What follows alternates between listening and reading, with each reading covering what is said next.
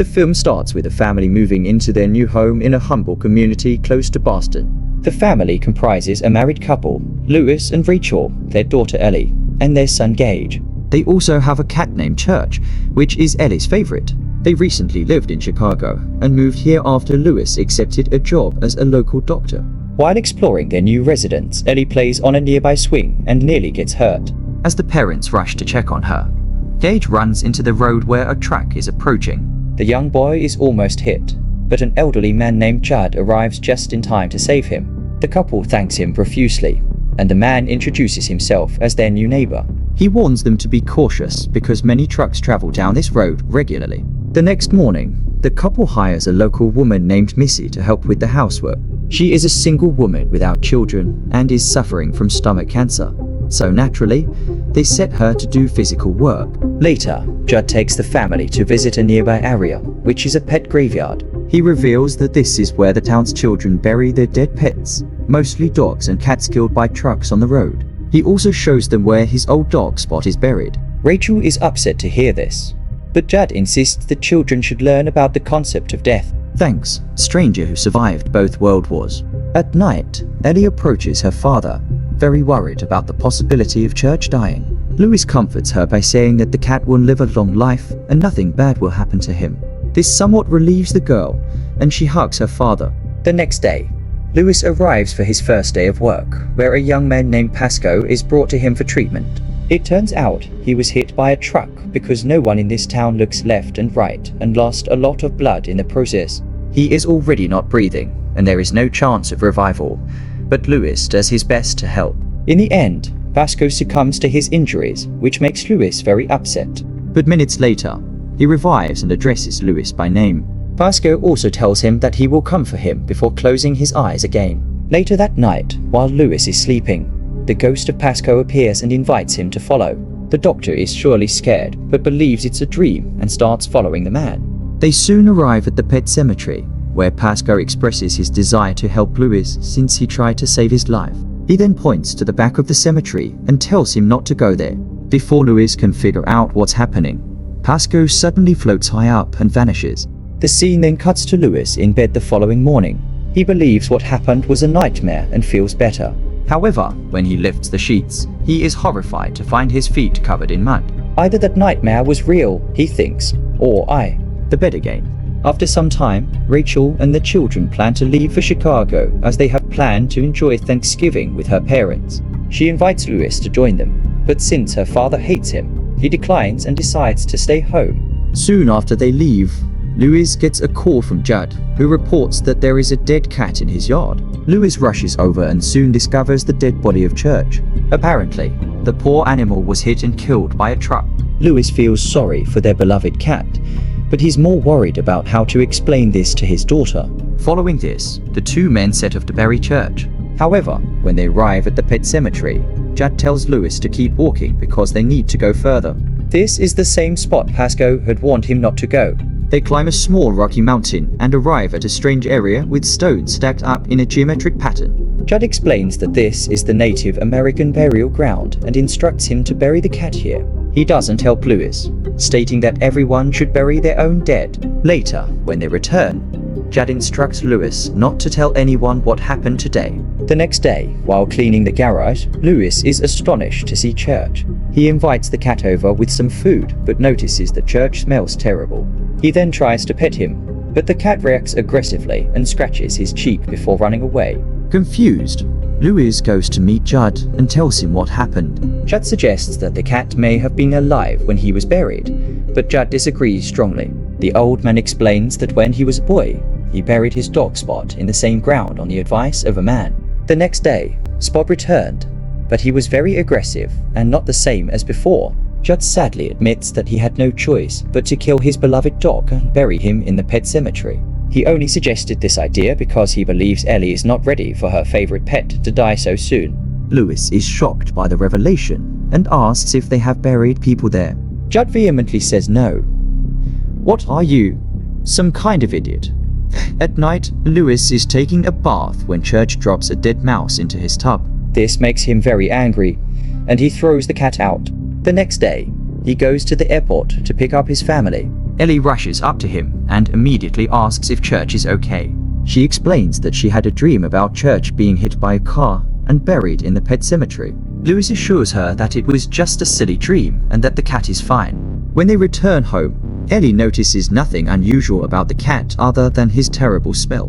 Days later, their maid Missy is seen writing a note stating that she can't take her illness any longer and has decided to end her suffering. She then goes to the basement and unalives herself. The scene cuts to her funeral, where Lewis and his children are present, along with Judd. When the old man rages about Rachel, Ellie responds that she has been vomiting and staying in bed since Missy died. Later at home, Lewis goes to comfort his significant other, who seems shaken. She opens up to him about a horrendous incident from her childhood. Rachel reveals that when she was 8 years old, she had an older sister named Zelda, who had a spinal disease. Zelda was extremely sick and had begun to seem monstrous in her last days.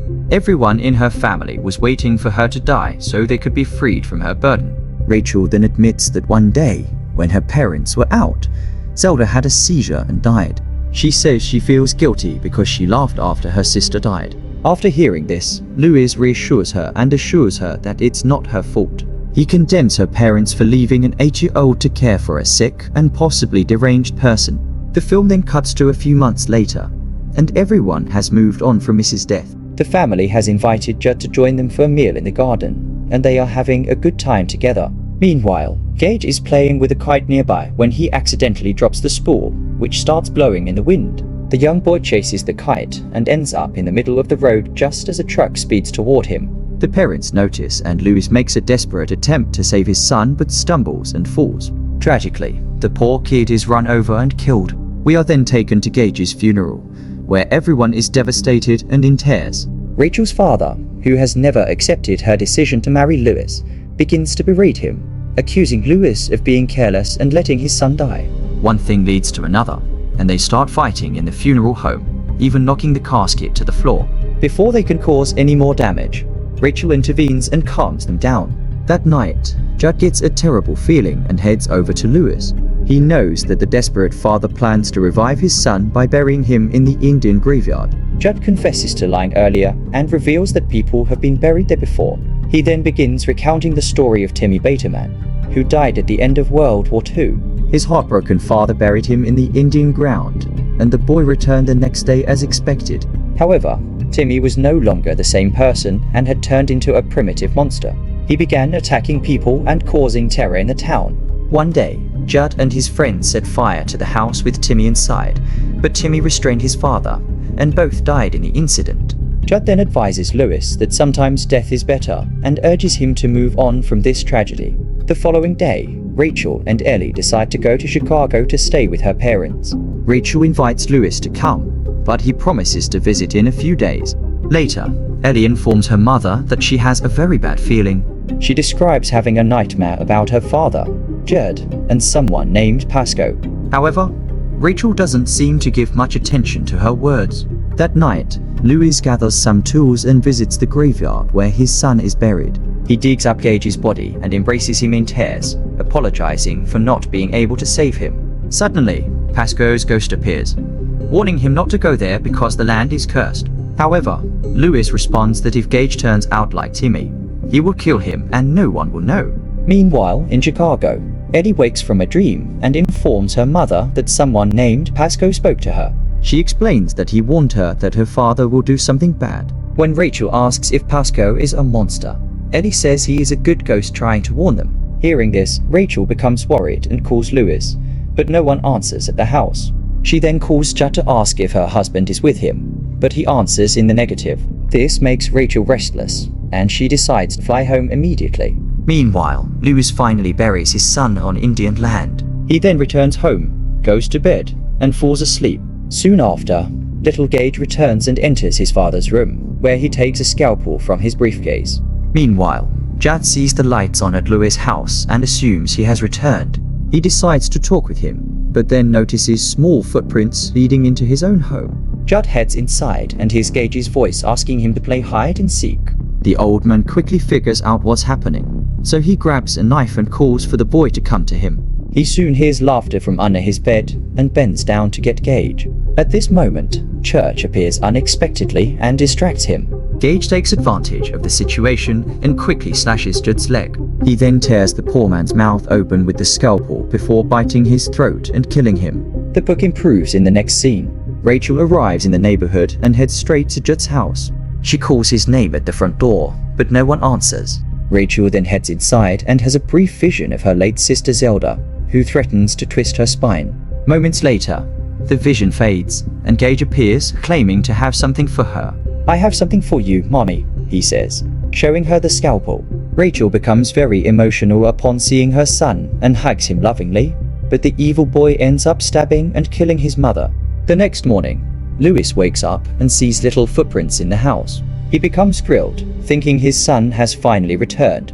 Shortly after, he gets a call from his father-in-law, who asks if Rachel arrived safely. Lewis nervously assures him that all is well and hangs up, but the phone rings again. This time, it is Gage, who invites him to Judd's house to play hide and seek. The boy says that he played with Judd first, then with his MOM, and now it's finally time to play with his dad. Hearing this, Lewis realizes that his son has harmed them both, so he decides to take action. He prepares some more tranquilizer shots and heads next door. First, he lures Church with a raw steak before injecting him with poison because the cat should be dealt with first. He then goes to Judd's house and starts searching for his son. Lewis soon finds the old man's corpse under the bed, which frightens him. As he leaves the room, Rachel's corpse suddenly falls on him, hanging by the neck. Before Lewis can even process this, Gage appears with a devilish laugh. The two then engage in a brutal fight, with Gage repeatedly biting his father and injuring him with the scalpel. But in the end, Lewis overpowers the boy and injects him with morphine. Following this, he sets Judd's house on fire and leaves it to burn. When he carries Rachel's body outside, Vasca returns and warns him not to make things worse. But the foolish Lewis insists that he waited too long with Gage and that it will work this time because Rachel has only recently died. He then takes her to the Indian ground and buries her. In the final scene, Lewis returns home and awaits his wife's return. Rachel eventually comes through the kitchen door at midnight and calls him darling. She is covered in blood and has lost an eye due to Gage's bite.